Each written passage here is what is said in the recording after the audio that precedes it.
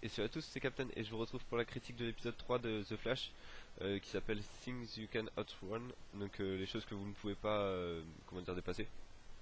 Un épisode encore assez plaisant, c'est peut-être pas au niveau des deux autres, enfin c'est la série ne baisse pas en intensité ni en effort, mais certains épisodes vont rentrer dans le rang, c'est-à-dire qu'à la fin de la saison c'est surtout certainement cet épisode 3, on va pas forcément s'en souvenir.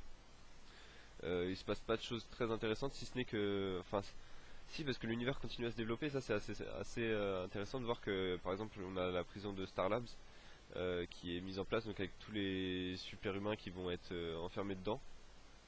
Ça va faire une sorte de rogue gallery comme comme c'est célèbre dans les comics de Flash, puisque je crois que Flash a une sorte de, oui, de rogue gallery. Donc là en fait quand tous les méta-humains seront alignés dans la prison, ça va faire une sorte de rogue gallery, et je pense que ça va être ça leur interprétation de la rogue gallery. On a également eu le professeur Wells, je crois, donc du coup, dont on a la preuve que il vient du futur. Enfin, maintenant c'est quasiment sûr vu qu'il surveillait déjà Barry avant l'explosion de l'accélérateur de particules. Donc on peut se douter qu'il est venu du futur pour construire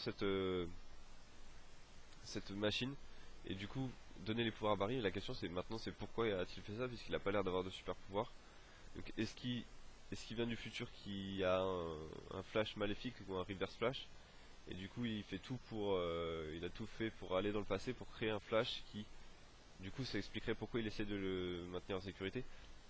Et donc il est revenu dans le passé pour faire un flash qui le comment dire, et pour le protéger jusqu'au moment où il est censé disparaître. Donc c'est peut-être pour ça que oui, donc qu'il tue les gens, parce que après tout, vu qu'il vient du futur, peut-être qu'il sait que ces gens-là vont poser problème plus tard pour Barry.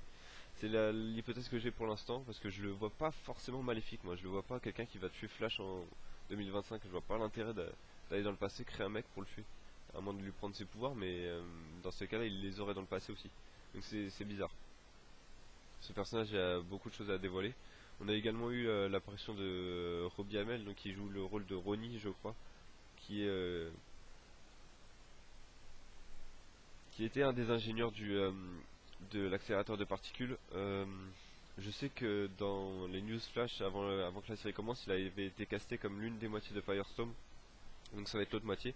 Et en fait ça a été confirmé dans cet épisode où en fait on voit le feu qui traverse et puis qui le touche, le feu qui sort de l'accélérateur de particules. Donc je pense qu'à ce moment là il a été séparé en deux. Je connais pas très bien l'histoire de Firestorm, mais on sait qu'il reviendra plus tard dans la saison, et c'était évident. Ça me paraissait un personnage trop développé pour qu'il soit jeté. Euh, En dehors de ça, il n'y a pas tellement d'autres choses à dire. C'est-à-dire que on a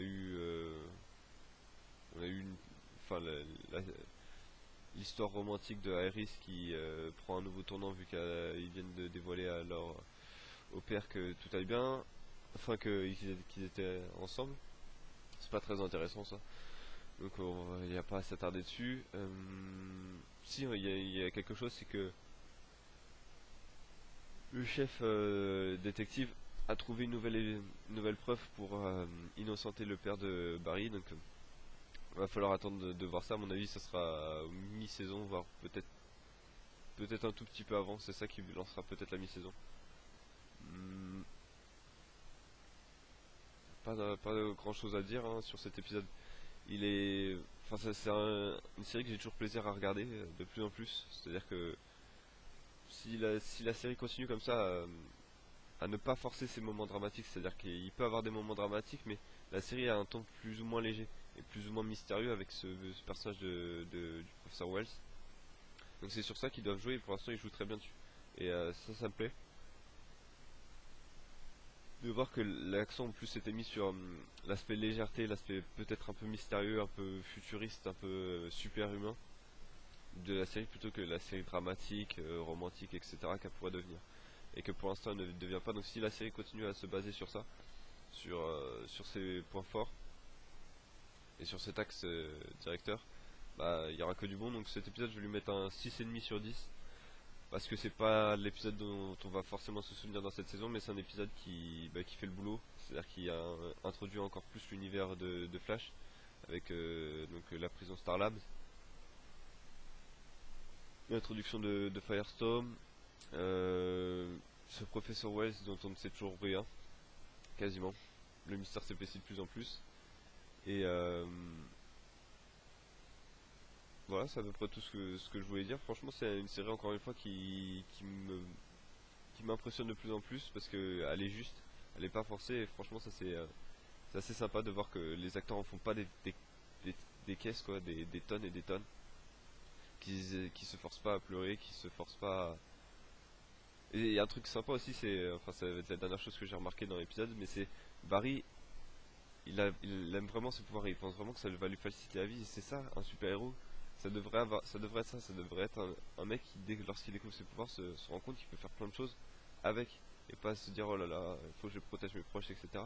Non, ça c'est le détective qui pense ça pour lui. Et franchement, c'est assez sympa de voir la personnalité de Barry qui est comme ça, assez légère, assez insouciante, assez naïve. Et franchement, ça me plaît. Voilà, c'est encore une fois tout ce que je voulais dire sur cet épisode. Bah, moi, je vous donne rendez-vous pour l'épisode 4 qui arrivera la semaine prochaine. Puis j'espère que vous avez aimé cette critique. Mais si vous regardez les épisodes de Flash, n'hésitez pas à me dire ce que vous pensez dans les commentaires. Et puis bah moi je vous donne rendez-vous donc la semaine prochaine. À bientôt.